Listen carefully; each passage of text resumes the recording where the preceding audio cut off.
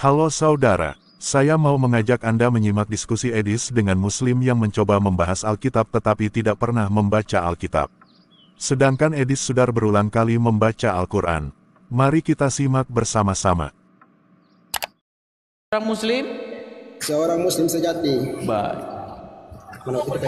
Ya, jadi Bang Remon, saya berharap saya bertemu dengan Muslim yang kalau datang kemari itu membawa ilmu, tidak membawa marah-marah, tidak membawa kejang-kejang, emosi, tidak karu-karuan, seperti itu ya. Halo? Boleh. Halo. Baik, Kenapa sebentar. live-nya terjeda ya? Iya, sebentar. Ini saya sedang lagi mencari gambar yang tadi nih karena hilang lagi nih. Sebentar. Nah, ini dia. Iya, Bang. Apa tuh pertanyaannya? Ya, gini, saya sudah trauma bertanya dengan orang Islam di TikTok ini karena nggak ada orang Islam yang ngerti Al-Quran. Begini Bang Remon, sebentar Bang Remon. Saya ini sudah trauma. Karena apa? Karena tidak ada orang Islam yang saya dapat itu mengerti Al-Qur'annya. Termasuk Anda, saya pastikan Anda itu tidak pernah pegang Al-Qur'an, tidak pernah sentuh Al-Qur'an. Jadi saya pastikan Anda tidak akan ngerti isi Al-Qur'an. Oke, coba buatlah pengakuan. Coba saya pengen Anda membuat pengakuan dulu. Saya orang Islam tapi saya tidak ngerti apa-apa tentang Al-Quran. Silakan. Jangan. Loh. Itu Bang Edi sudah salah. Bang Edi menjadi orang. Sekarang kan ini. Aku mau tanya sama Bang Edi dulu. Bang Edi Sebentar asli. dulu.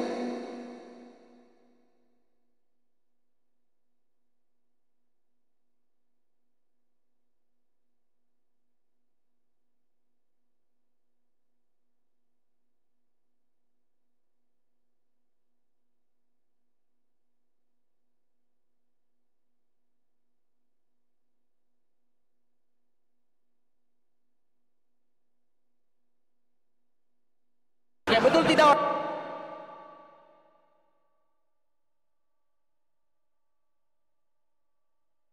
Cara bagaimana?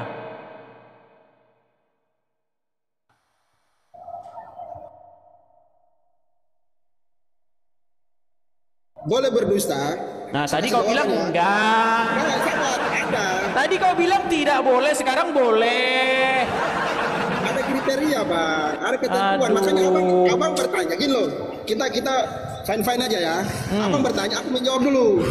Nanti selesai aku menjawab. Yang abang jawab apa? Tadi boleh, tadi nggak boleh, sekarang boleh. Gimana? Ada kriterianya loh Bang. Ada kriterianya. Oke, jadi orang Islam boleh bohong nggak? Aslinya itu nggak boleh bohong. Aslinya nggak boleh bohong, tapi boleh bohong. Coba jelas dulu. Kalau coba tanya saya, orang Kristen boleh bohong nggak? Coba tanya. Menurut ajaran Yesus, orang Kristen boleh bohong nggak? Coba tanya kepada saya. Dan pembohong besar. Orang Kristen itu pembohong besar. Putus asa kan mereka? Mereka sudah putus.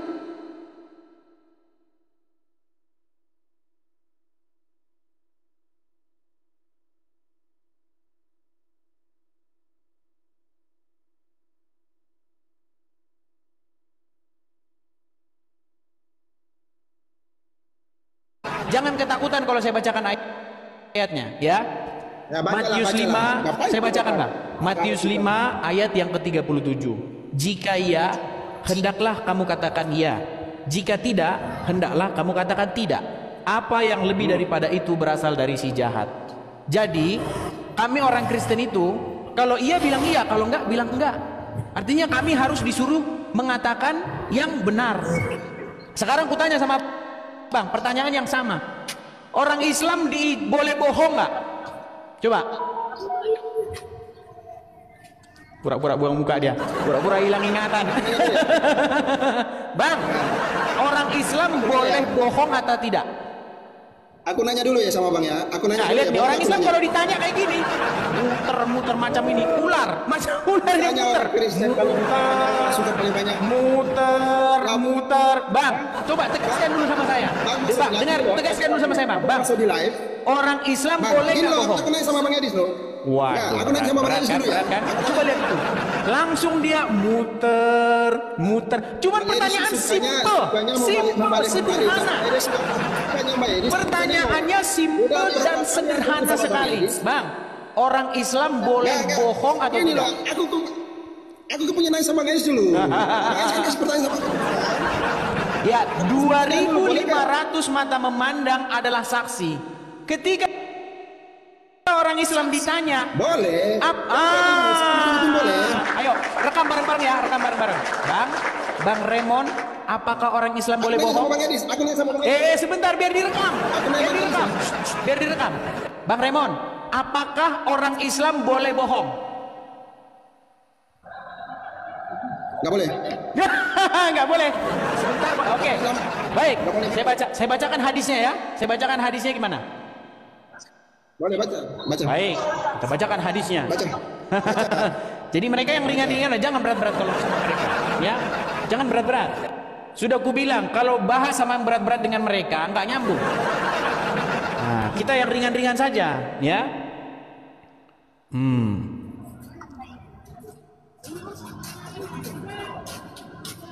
Dia kan murtad ini orang kan. Di sini kan dia murtad. Agama aslinya apa? Apakah orang Islam itu boleh berdusta atau tidak ya? Dengarkan ya. Dengarkan. Nabi SAW dibolehkan berbohong itu di 3 hal. Maksudnya di sini bukan disuruh orang berbohong, tidak. Tapi kalau terjadi ini, itu masih ada celah dibolehkan mengucapkan. Tapi ulama merincikan. Yang pertama, apabila menghadapi musuh. Satu, apabila menghadapi musuh. Catat. Oke ya. Boleh berbohong ya. Terus yang kedua apa lagi Pak Ustadz? Apabila menghadapi musuh. Kalau kita tertawan oleh musuh kemudian ditanya berapa jumlah pasukan Islam, misalnya ada 5.000, kita bilang 50.000 misalnya. Untuk menakuti musuh itu berbeda. Bohong. Setelah itu, celah yang kedua adalah pujian suami istri. Bohong. Kalau suami antum di sini puji istri, masya Allah, tidak ada wanita tercantik dunia melebihi kamu. Padahal banyak sekali. Bohong. Atau perempuan mengatakan, masya Allah, laki-laki paling tampan kamu sudah. Padahal banyak sekali yang lebih tampan dari dia. Contoh, apa saja dipuji sama dia? Puji-pujian kepada pasangan ini melanggengkan kemesraan dalam rumah tangga. Puji saja, nggak ada rugi. Bagus, enak, cantik, gagal, walah, buang semuanya, nggak apa-apa, keluarin semuanya. Puji, nggak ada masalah. Maka ini dibolehkan, ya. Kemudian yang ketiga, tapi ini ingat ya, ini dalam masalah pujian, jangan disalahgunakan. Oh katanya Nabi bilang boleh bohongi istri, maka bohong. Atau boleh bohong. Tuh kan udah muter-muter lagi. Intinya gini. Jadi menurut hadis yang barusan dibaca oleh Pak Ustadz, boleh nggak berdusta di dalam agama Islam? Saya jawab ya. Gini loh, kita fine-fine aja. Aku jawab selesai, baru dipotong pembicaraan. Duh, muter kan? Enak. Bang, simpel kok pertanyaan saya. Boleh atau tidak boleh berdusta di dalam agama Islam? Sekarang, dari kaitan yang jelaskan tadi, itu kan abang bisa paham. Muter lagi. Bang, simple pertanyaan saya. Apakah di dalam agama Islam dibolehkan berdusta? A boleh, B tidak boleh. Boleh dengan ketentuan. Ketentuan sudah dijelaskan tadi. Boleh atau tidak boleh? Boleh? Tapi dengan ketentuan. Boleh ya, berarti ya? Boleh dengan ketentuan. Boleh ya? Boleh dengan ketentuan. Boleh dengan baik. ketentuan. Boleh Baik. dengan ketentuan. Oke, baik. Loh. Baik, saya bacakan ayat Al-Quran. Oke, boleh bohong ya. Boleh bohong. Saya bacakan ayat Al-Quran. Surat Al-Ahzab ayat yang ke-70. Ya, saya bacakan. Surat Al-Ahzab. Baca ayatnya ya, jangan pakai artinya. Ya, Baca Al-Ahzab ayat yang ke-70. Baca ayatnya ya. Baik, saya bacakan. Bukan terjemahannya ya. Surat Al-Ahzab Ayatnya dibaca. ayat sabar Bang, sabar. Tahan. Jangan kok begitu terjemahan. Saya bacakan ya. Tahan. Nah, baca ayatnya. Ya ayyuhallazina amanu. Murtad dia, murtad. Wahai orang-orang yang beriman, Murtad dia. bertakwalah kamu kepada Allah dan katakanlah perkataan yang benar. Oke. Menurut Al-Quran disuruh mengucapkan perkataan yang benar atau yang bohong? Yang benar lah. Yang benar. Terus? Sedangkan menurut Muhammad boleh bohong nggak? Nggak boleh bohong. Terus? Ya kan? Tadi katanya boleh. Dalam syarat-syarat tertentu boleh bohong. Jadi saya bingung ini. Sebentar Konsepnya boleh gini bohong. loh. Oh iya lupa saya. Gini loh. Kan dia kan Konsep boleh bohong. Pantesan lah kita dikerjain sama dia, orang dia boleh bohong kan? Gimana sih? Aduh, kita juga pengen juga gini. Edis, kenapa? Kok masih berharap-harap dapat jawaban sama dia jujur? Orang dia aja memang dibolehin bohong. Gimana sih? Gimana Bang Raymond? Konsepnya kau tuh Edis, kau mau ambil dua fakta aja. Lu cuma butuh jawaban. Kita sederhana aja mikirnya. Makasih dia El. Gini, dengar ya, kan cuma sederhana aja loh. Bang, cuma dua kata. Kamu hanya ya apa tidak. Itu kuncinya kamu kepingin miliki. Tapi kau tidak mau penjelasan dari orang. Baik. Saya bacakan satu kali lagi. Ya. Hai orang-orang yang beriman. Waduh. Boleh aku tanya kau tadi? Hai orang-orang yang beriman. Iya. Perhatikan ya. Bertakwalah kamu kepada Allah dan katakanlah perkataan yang benar. Jadi menurut ayat ini umat muslim diperintahkan untuk mengatakan yang benar atau yang bohong?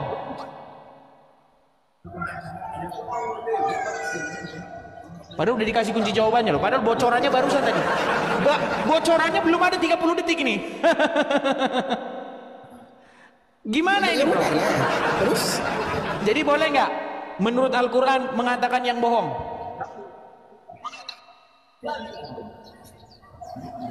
Nggak boleh mengatakan yang bohong, nggak boleh. Nggak boleh. Disuruh mengatakan yang benar ya. Ya. Lalu kata Muhammad boleh nggak berbohong? Nggak boleh. Baik, tolong dengarkan satu kali lagi. Kau bilang katanya nggak boleh ya, dengarkan. Ada alasannya untuk membenarkan. Boleh nggak? Nggak boleh. Nggak boleh. Baik, dengarkan. Baik, dengarkan. Yang kata Nabi SAW, dibolehkan berbohong itu di 3 hal. Kata Nabi boleh berbohong dalam 3 hal. Waduh, ini yang sebentar dulu. Saya mau tahu persis ini sebenarnya gini, apakah di dalam agama Islam itu mengatakan perkataan yang benar itu adalah yang bohong-bohong?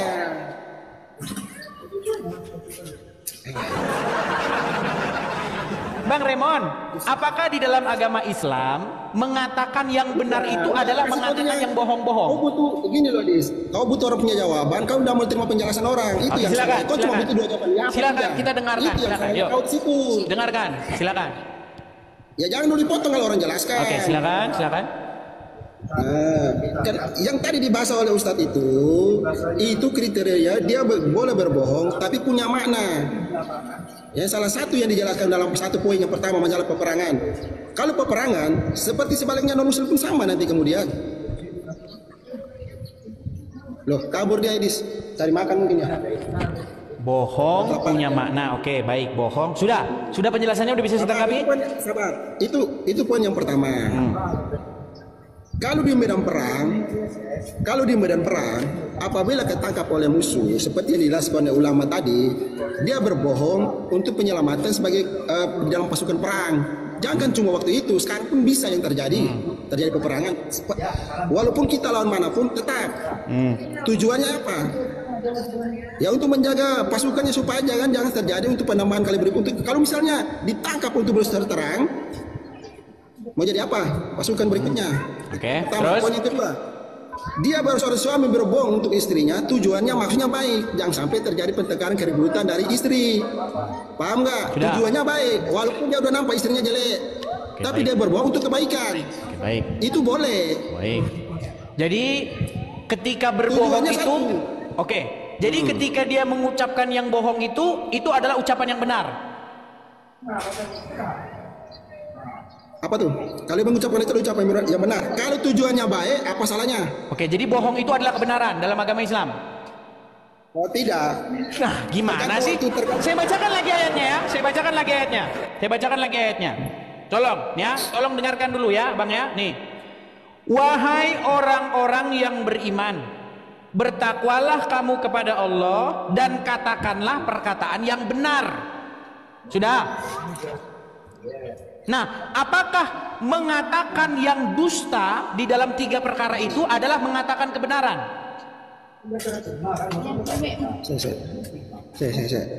Aku lagi bahas sama agama sama Edi Bang Raymond? Ya, Apakah lanjut. mengucapkan yang dusta itu adalah mengatakan kebenaran? Enggak. Oke, berarti di dalam agama Islam sesungguhnya kalau dalam keadaan apapun wajib mengatakan yang benar atau yang dusta?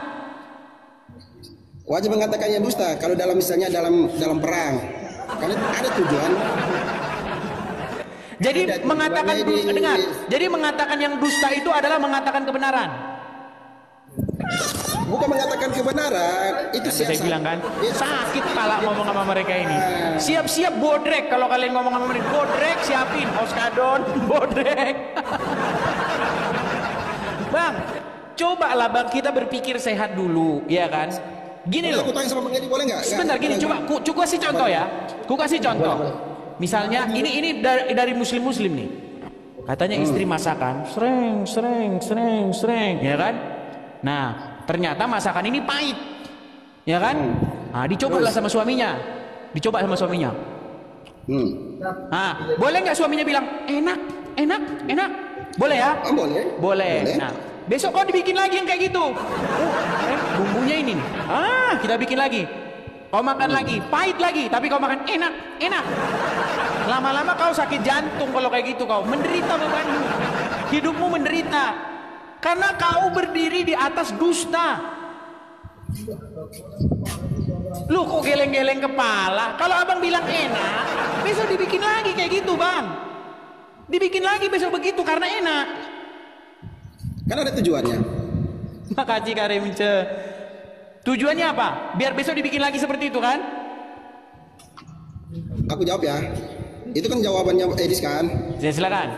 Bukan jawaban aku kan? Silakan. Nah, kalau orang menyayangi istri, mungkin dia dulu tahu bahwa yang dibuat itu pahit. Karena dia mengelabui tujuan dari pasti masakan istri. Kenapa dia buat itu menjadi enak? Kan dia sayang istri. Jangan sampai istrinya merasa tersinggung bahwa yang dibuat ini sebenarnya tidak enak atau pahit. Berarti bohong. Berarti harus dibohongi istrinya. Dia bohong untuk tujuan yang baik. Oke, jadi waktu bohong itu adalah mengatakan kebenaran. Hah? Jadi waktu bohong itu adalah mengatakan kebenaran. Bukan satu kebenaran. Tapi ayat Quran mengatakan, wahai orang-orang yang beriman, katakanlah perkataan yang benar.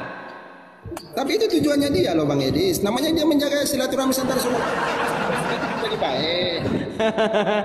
Jadi makanya saya bilang teman-teman ya. Jadi mereka ini teman-teman, mereka ini kalau dikatakan kitab sucinya Al-Quran, saya bertanya tanda tanya besar gitu loh. Sekarang begini, aku tanya Bang Edi. Karena sebenarnya kitab suci mereka ini hadis kok, bukan Al-Quran. Hadis.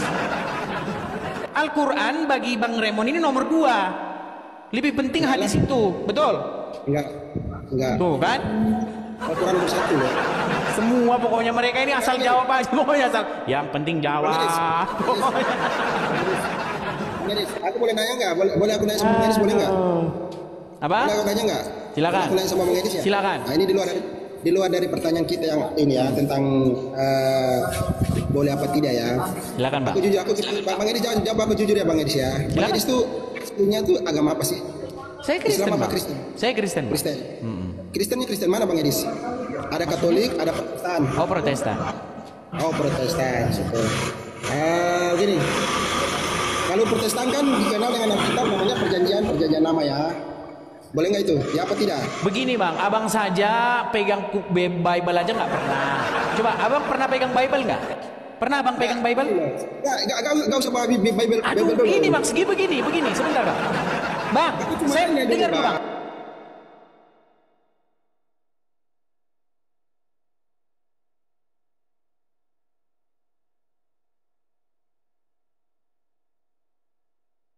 Sebentar dulu, dengar begini, dengar dulu.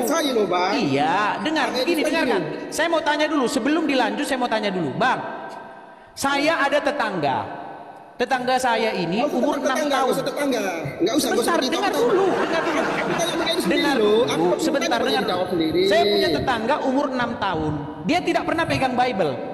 Kira-kira dungu nggak saya berdebat sama dia soal Bible? Dia tidak pernah sentuh Bible itu. Sekarang gini loh. Aku tanya. Oke lah, selamat tinggal ya bang ya. Selamat tinggal. Nggak bisa bang, nggak bisa. Saya nggak menghabiskan waktu saya bahas Bible. Orang pegang Bible aja nggak pernah kok. Tahu kenapa saya jarang bahas Bible? Sebabnya apa? Dia mau bahas Bible sama saya, sentuh aja nggak pernah. Itu sama saja saya mendebat tetangga saya yang umur 6 tahun nggak pernah pegang Bible. Mau saya ajak dia bahas Bible? Namanya saya stres. Kecuali, makasih Kak. Kecuali setidak-tidaknya kau sudah pernah sekali kau baca habis Bible itu. Ayo bahas Bible sama saya. Sekali kau sudah pernah baca itu sampai selesai. Mari kita bahas Bible. Masa saya mau bahas Bible sama orang pegang aja nggak pernah? Gimana? Gitu loh. Kalau saya membahas Al-Quran, saya bahkan katakan, saya belum pernah ketemu dengan muslim yang lebih rajin membaca Al-Quran daripada saya. Dari Al-Fatihah sampai Anas sampai Al-Fatihah bolak-balik, itu udah 100 kali saya baca sampai selesai. Mau bagian mana yang kau tanya Quran sama saya? Bagian mana? Yang saya nggak tahu, coba. Jadi saya berkompeten untuk membahas Al-Quran. Karena saya sudah baca itu ratusan kali. Nah, sementara kau mau bahas Bible, kau pegang aja kau nggak pernah, aja kau nggak punya. Gimana? Gitu loh. Mendingan kau kusuruh sama tetangga saya itu yang umur 6 tahun, yang nggak pernah bahas Bible. Kau debatlah sama dia soal Bible, yang dia sama sekali nggak pernah pegang. Aduh, gimana? Mengkritik sesuatu yang belum pernah dibaca atau dipahami secara langsung adalah sikap yang kurang adil dan tidak bijaksana. Alkitab adalah kitab yang kompleks, terdiri dari berbagai genre, sejarah, puisi, nubuat, dan pengajaran spiritual yang ditulis selama ribuan tahun oleh banyak penulis di bawah inspirasi Roh Kudus.